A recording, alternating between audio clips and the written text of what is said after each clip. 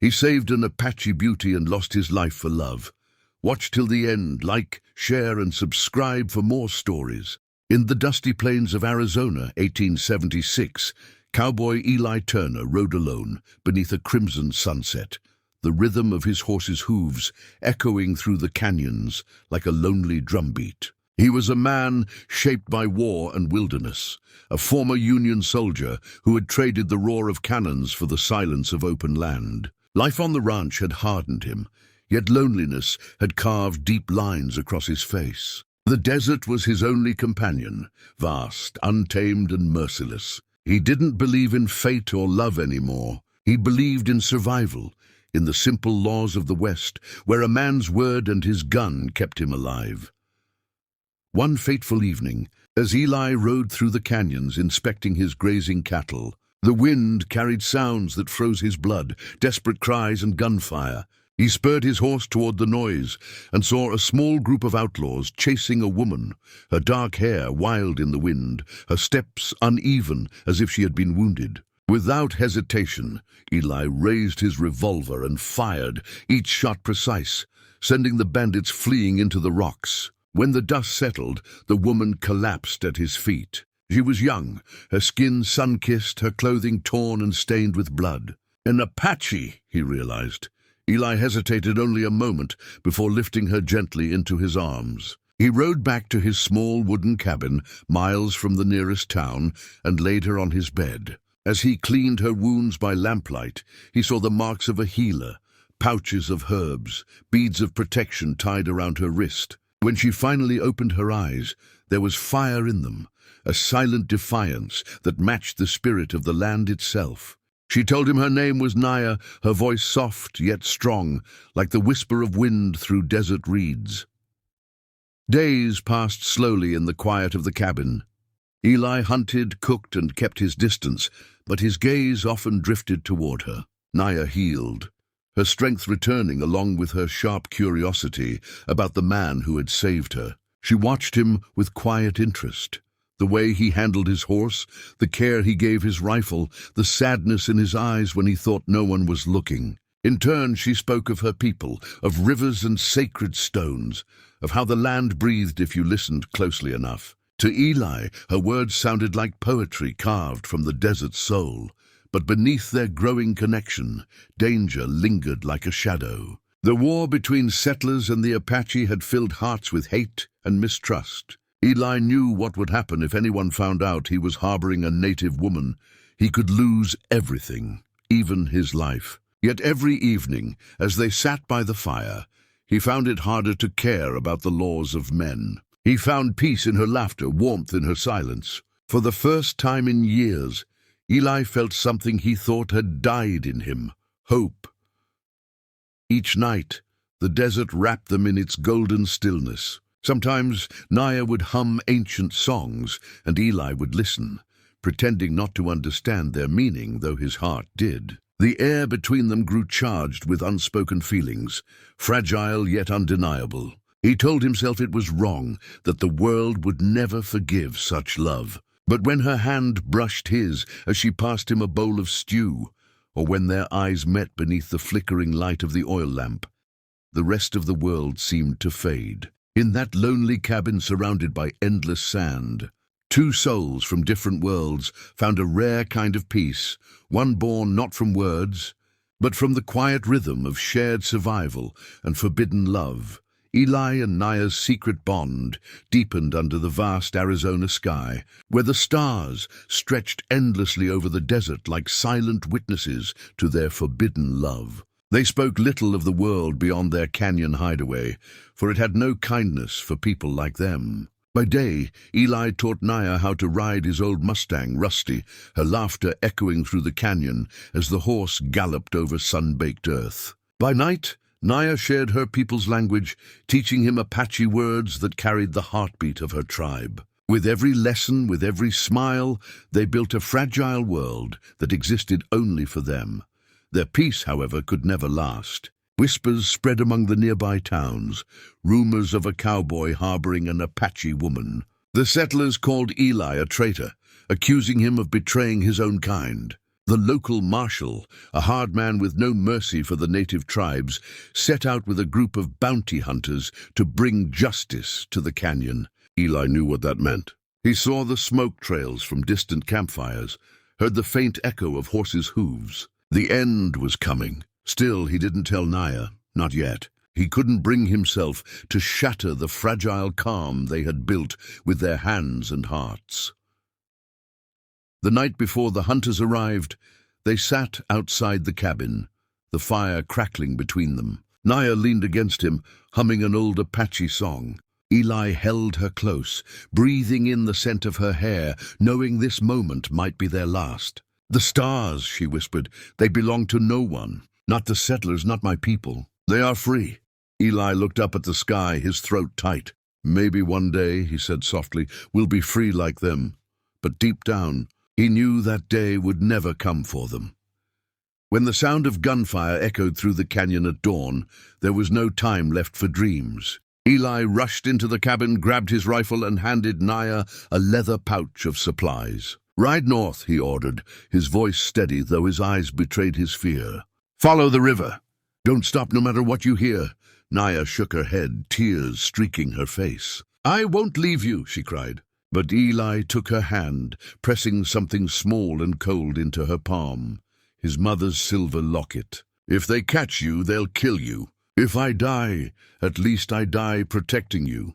Their last embrace was brief, desperate, and wordless. As Naya mounted Rusty, Eli gave her one final look, the kind that says everything words cannot. Then he turned toward the canyon's edge, rifle in hand, facing the approaching riders. The clash that followed was brutal. The sound of gunshots rolled like thunder through the desert, shattering the stillness of the morning. Eli fought until his last bullet was spent, his body shielding the cabin door. When silence finally fell, smoke and dust hung in the air like ghosts.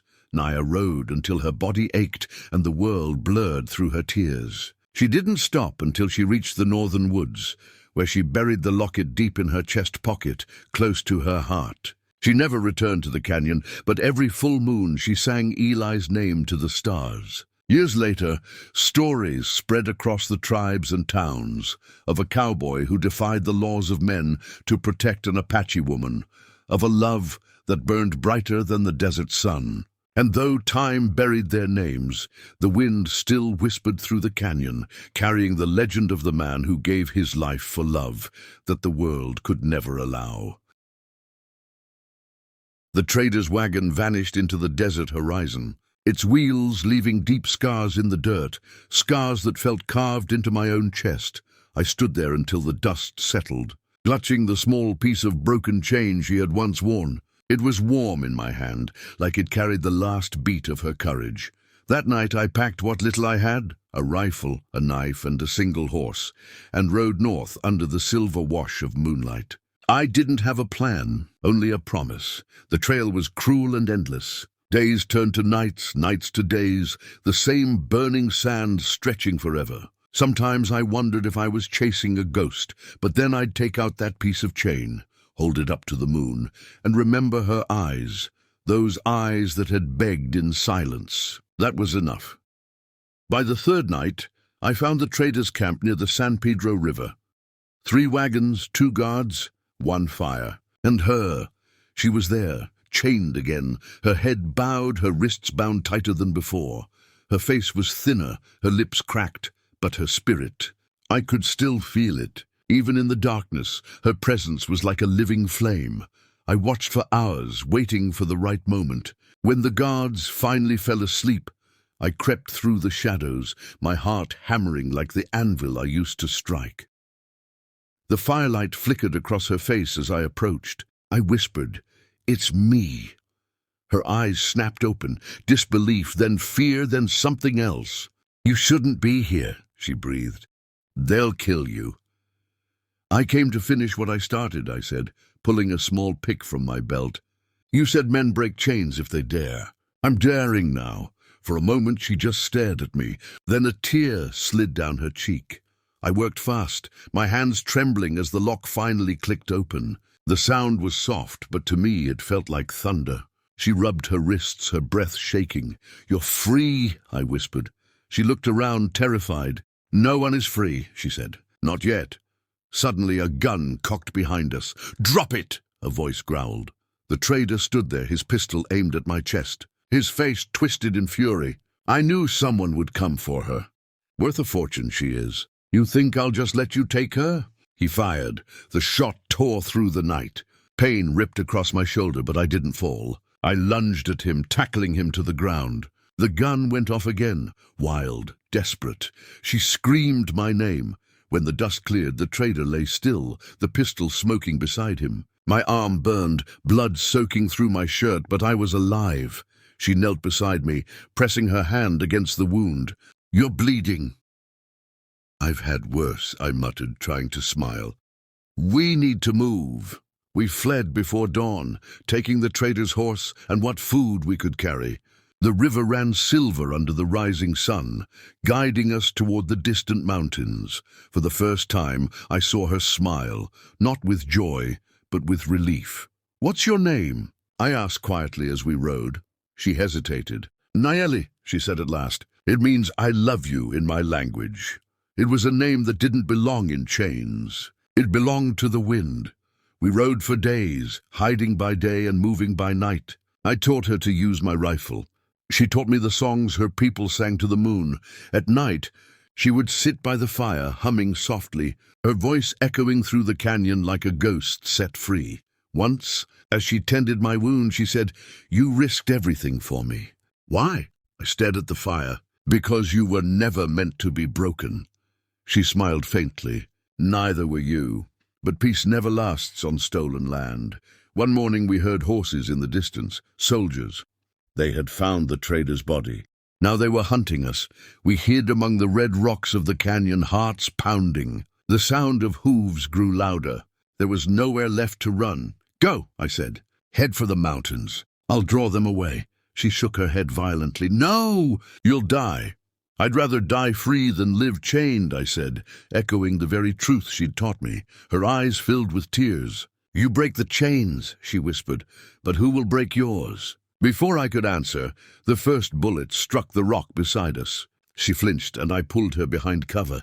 I fired back, once, twice, until the rifle jammed. Then I threw it aside. We ran. Through the canyon, over the ridge, the world roaring with gunfire and dust. At the edge of a cliff, we stopped.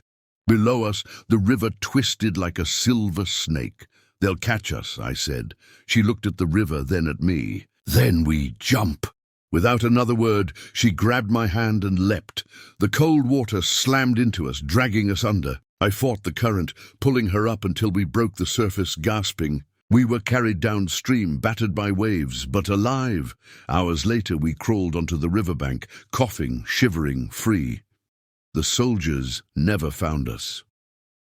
Weeks passed. We lived in the hills, among the whispering pines and wide skies. My wound healed slowly. Her laughter returned slowly, too. Sometimes she would stand at the edge of a cliff, her hair whipping in the wind, and say, "Do you hear that?" I listened, but all I heard was the wind. "It's the spirits," she'd smile. "They say thank you." One evening, as the sun sank behind the mountains, she turned to me. "You can go home now," she said softly. "Your people need you." I shook my head. "I am home." She smiled sadly. "No, you belong to the world. I belong to the wind." The next morning I woke to find her gone. No footprints, no sound. Only her chain, the one I had broken, left beside the ashes of our fire, and tied to it was a single eagle feather. Years later, I still wander those same hills, fixing tools, mending lives instead of chains. Sometimes at dusk I swear I see her standing in the distance, her hair glowing in the last light, her eyes calm at last. They say the Apache believe a soul becomes the wind when it's truly free. Every time the wind brushes against my face, I know she's there, and I whisper, "Nayeli, I dared."